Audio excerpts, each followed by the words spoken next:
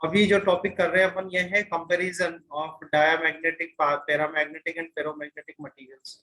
तो magnetic materials already last lecture में discuss कर लिए हमने डिटेल में कि इनका ओरिजिन क्या है, यानी कौन कौन से मैग्नेटिक मटेरियल्स है, उनका ओरिजिन क्या है, कि वो डायमैग्नेटिक होते हैं, पैरामैग्नेटिक होते हैं और फेरोमैग्नेटिक होते हैं। यहाँ पर इनका कंपैरेटिव स्टडी दी गई है, यानी सबको एक पॉइंट से रिलेटेड उनको क्या करा है, कंपेयर किया है।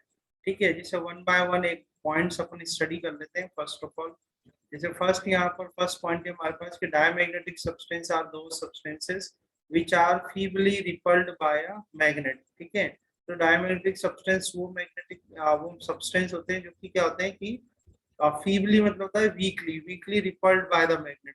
ठीक है, और रिपल्ड बाय द मैग्नेट क्यों होता है ये हमने ऑलरेडी स्टडी किया हुआ है, क्योंकि इसके अंदर जो मैग्नेटाइजेशन आता है या हम कहें कि जो इंड्यूस्ड मैग्नेटिक फील्ड आती है इसके अंदर, वो क्या होती है, अपोजिट डायरेक्शन में होती है। ठीक है, अपोजिट डायरेक्शन में होने की वजह से ही इसको जो अपन रखते हैं किसमें, मैग्नेट के पास, तो मैग्नेट क्या करती है, इसको वीकली क्या करेगी, अपोज करेगी। ठीक है, या रिपल करेगी, है ना। एग्जांपल्स यहाँ पर दे रखे हैं आपको, बिस्मिथ है, copper, antimony, gold, silver, quartz, mercury, alcohol, water, hydrogen, air, argon, etcetera. ये सारे जो है these all are the examples of diamagnetic substance. ठीक है, इसके बाद सेकंड जो है, सेम पॉइंट पे अपन तीनों को देख रहे हैं। सो सेकंड जो है वो है पैरामैग्नेटिक। पैरामैग्नेटिक में क्या होता है, पैरामैग्नेटिक में जो इंड्यूस मैग्नेटिक फील्ड होती है वो अलाइंड हो जाती है in the direction of intensity of magnetising field, या मैग्नेटाइजिंग जो फील्ड आपने लगाई है उसके उसी की डायरेक्शन में उसके अंदर इंड्यूस्ड होती है मैग्नेटिक फील्ड। ठीक है, तो यहाँ पर क्या होगा कि इसको वीकली क्या करेगा, अट्रैक्ट करेगा। ये जो feebly attracted by a magnet, तो feebly attracted by a magnet इसलिए हो रहा है क्योंकि उसके अंदर जो इंड्यूस्ड मैग्नेटिक फील्ड आ रही है सब्सटेंस के अंदर, क्या आ रही है, इन द डायरेक्शन ऑफ आपकी मैग्नेटाइजिंग फील्ड जो है उसी डायरेक्शन में इसमें इंड्यूस मैग्नेटिक फील्ड आती है, इसलिए क्या करेगा, और वीकली अट्रैक्ट करेगा। इसमें एग्जांपल्स इसके क्या क्या है, aluminium, chromium, alkali and alkaline earth metals, platinum, oxygen. These are the some examples of ferromagnetic substance. इसके बाद नेक्स्ट अपन बात करते हैं फेरोमैग्नेटिक सब्सटेंस। तो फेरोमैग्नेटिक सब्सटेंस के अंदर भी जो डोमेन्स होते हैं, डोमेन्स में जैसे अपन एक्सटर्नल मैग्नेटिक फील्ड लगाते हैं या मैग्नेटाइजिंग फील्ड लगाते हैं, तो सारे के सारे डोमेन्स क्या करते हैं, उस जो मैग्नेटाइजिंग फील्ड आपने लगाई है उसके अलाइन हो जाते हैं, उस डायरेक्शन में अलाइन हो जाते हैं। तो इसमें भी जो इंड्यूस मैग्नेटिक फील्ड आती है वो क्या आती है, in the direction of magnetising field ही आती है। ठीक है, बट इसको भी अगर आप रखोगे मैग्नेट के नियर, तो मैग्नेट क्या करेगी, इसको भी अट्रैक्ट करेगी, पर क्या करेगी, स्ट्रांगली अट्रैक्ट करेगी। ठीक है, डोमेन्स होते हैं क्योंकि उसके अंदर, इसलिए फेरोमैग्नेटिक सब्सटेंस को मैग्नेट क्या करती है, स्ट्रांगली अट्रैक्ट करती है। ठीक है, और एग्जांपल्स आयरन, निकल, कोबाल्ट, गैंडोलियम, है ना, डिस्पोजियम, एक्सेट्रा, ये सारे इसके एग्जांपल्स हैं। तो ये फर्स्ट पॉइंट पे अपन इन सबको डिस्कस करा। सेकंड पॉइंट लेते हैं। अब देखो बेसिक जो रीजन है, जो बेसिक रीजन है वो आपको ध्यान रखना है कि भाई डायमैग्नेटिक सब्सटेंस में जो इंड्यूस्ड मैग्नेटिक फील्ड है वो मैग्नेटाइजिंग जो फील्ड होती है उसके अपोजिट होती है। बाकी पैरामैग्नेटिक में क्या होता है कि फेरोमैग्नेटिक में क्या होता है कि जो इंड्यूस्ड मैग्नेटिक फील्ड है वो in the direction of magnetising field होती है, बट पेरा में वो वीक होती है और फेरो में क्या होती है, वो स्ट्रॉन्ग होती है। ठीक है, डोमेन्स होने की वजह से। ये अब आप एक बेसिक दिमाग में अपने रखना, क्योंकि बाकी सबके आंसर्स आपको इसी से मिल जाएंगे। जैसे यहाँ पर when placed in magnetic field the lines of force tends to avoid the substance. ठीक है, तो वही रीजन मैंने आपको बता दिया, क्योंकि इंड्यूस्ड मैग्नेटिक फील्ड जो है वो क्या है, अपोजिट डायरेक्शन में है मैग्नेटाइजिंग फील्ड के, इसलिए यहाँ पर क्या होता है कि the line of force tends to avoid the substance. और वैसे भी ये क्या कर रहा है, इसको वीकली रिपल्ड कर रहा है, ये भी रीजन है। यहाँ पर the line of force prefer to pass through the substance rather than air. तो देखो यहाँ से इसके अंदर से पास हो रही है, अब ये क्योंकि स्ट्रांगली अट्रैक्टेड है इसलिए क्या होगा, यहाँ पर the line of force tends to crowd in the specimen. ज्यादा लाइंस होगी और पास पास लाइंस हो जाएंगी, क्योंकि ये क्या हो रहा है, स्ट्रांगली अट्रैक्टेड होता है बाय द मैग्नेट। ठीक है, और ये वो सब्सटेंस है, ध्यान रखना, ये डायमैग्नेटिक सब्सटेंस रखा है यहाँ पर, है ना, पैरामैग्नेटिक सब्सटेंस रखा है, फेरोमैग्नेटिक सब्सटेंस रखा है।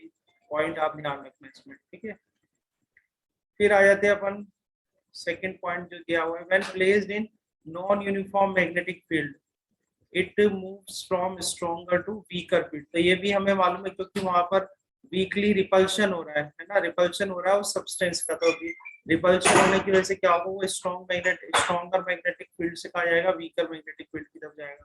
इस केस में क्या हो रहा है, अट्रैक्शन हो रहा है, इसलिए जो वीकर मैग्नेटिक फील्ड है वहां से क्या आएगा, वो स्ट्रॉन्गर मैग्नेटिक फील्ड की तरह आएगा। और सेम यहाँ पर भी क्योंकि अट्रैक्शन हो रहा है, इसी वजह से स्ट्रॉन्ग अट्रैक्शन हो रहा है, इसलिए बहुत क्विकली वो क्या है, क्योंकि स्ट्रॉन्ग अट्रैक्शन है तो बहुत क्विकली जो है वो वीक मैग्नेटिक फील्ड से वीकर से कहा जाएगा स्ट्रॉन्गर की तरफ आ जाएगा। स्ट्रॉन्गर ठीक है, मैग्नेटिक फील्ड। हाँ, तो बेसिक रीजन सबकी यही। यहाँ पे से थर्ड जो है ये कह रहे हैं कि कोई रोड रख दी जाए, डायमैग्नेटिक रोड रख दी जाए freely suspended in uniform magnetic field, होगा क्या कि ये रिपल करेगी उसको, ये दोनों एक दूसरे का करेंगे, रिपल करेंगे, और रिपल होने की वजह से वो उससे अलाइन नहीं होगी, वो क्या हो जाएगी, उसके परपेंडिकुलर हो जाएगी रोड। तो बेसिक रीजन सबके यही है जो आपको ध्यान रखना है। जैसे आप फ्रीली सस्पेंडेड डायमैग्नेटिक रोड आप लटका देते हो उसमें यूनिफॉर्म मैग्नेटिक फील्ड में, तो क्या होगा, क्योंकि रिपल्शन हो रहा है, रिपल्शन होने की वजह से वो अलाइन नहीं होगा, अलाइन ना होकर वो क्या जाएगा, परपेंडिकुलर हो जाएगी। ठीक है, तो ये किसके साथ होगा, आपका डायमैग्नेटिक सब्सटेंस के अंदर होगा।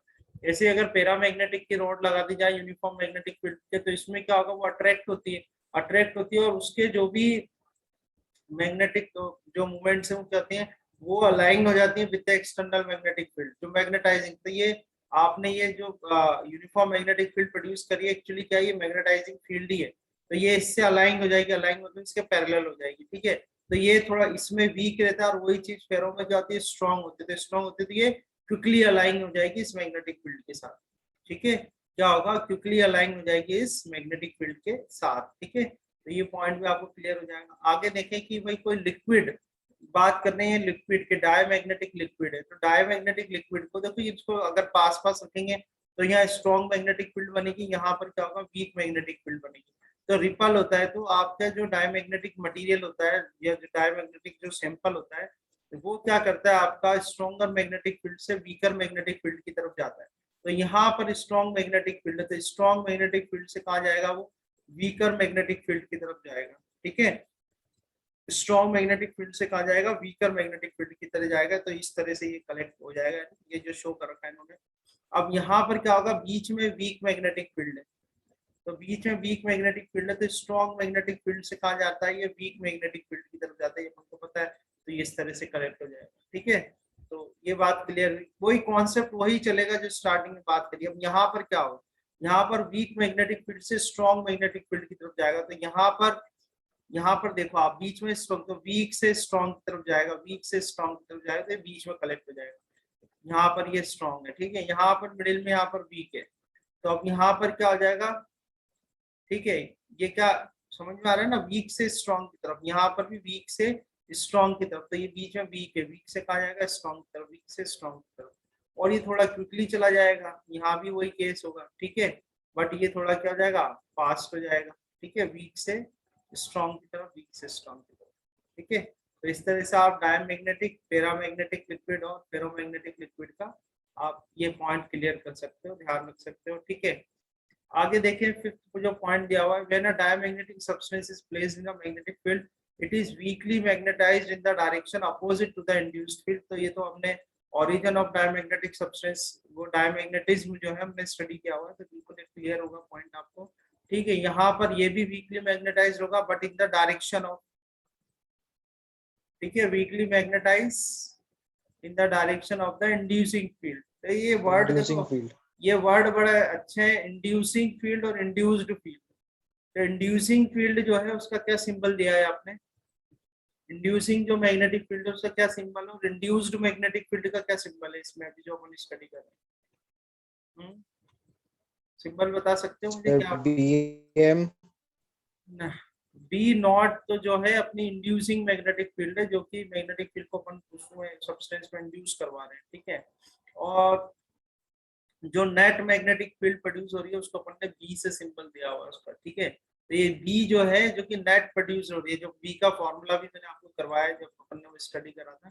ठीक है, तो बी जो है यहाँ पर इंड्यूस्ड मैग्नेटिक फील्ड है जो कुछ मटेरियल में बन जाएगी, जनरेट हो जाएगी, और बी नॉट जो है वो इंड्यूसिंग फील्ड है। ठीक है, अच्छा यहाँ पर देखें तो ये स्ट्रॉन्ग होगा और ये भी सेम डायरेक्शन में होगा। ठीक है, it is strongly magnetised in the direction of the inducing field. ठीक है, आगे बढ़ते हैं।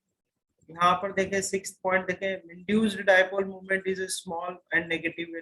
तो अपोजिट डायरेक्शन में इसलिए क्या होगी, नेगेटिव होगी। यहाँ पर भी स्मॉल होगी पर पॉजिटिव होगी क्योंकि ये सेम डायरेक्शन में है। और यहाँ पर जो है लार्ज होगी और पॉजिटिव डायरेक्शन में होगी क्योंकि क्या है, सेम डायरेक्शन है, ठीक है। इस तरह से ये आ जाएगा पॉइंट आपका। 7th पॉइंट की बात करें, इंटेंसिटी ऑफ मैग्नेटाइजेशन आई। तो इंटेंसिटी ऑफ मैग्नेटाइजेशन यहाँ आई से डिनोट क्या हुआ है, पर जो अपन ने सिंबल लिया है वो एम लिया है, ठीक है।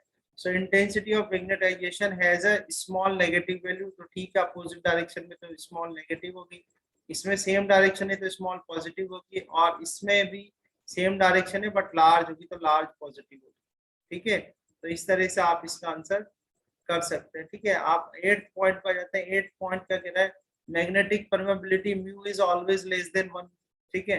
यहाँ पर बात कर रहे हैं कि magnetic permeability mu is more than unity, and यहाँ बात करें कि magnetic permeability mu is large and much more than the unity, यानी 1 से काफी ज्यादा होती है, ठीक है ना।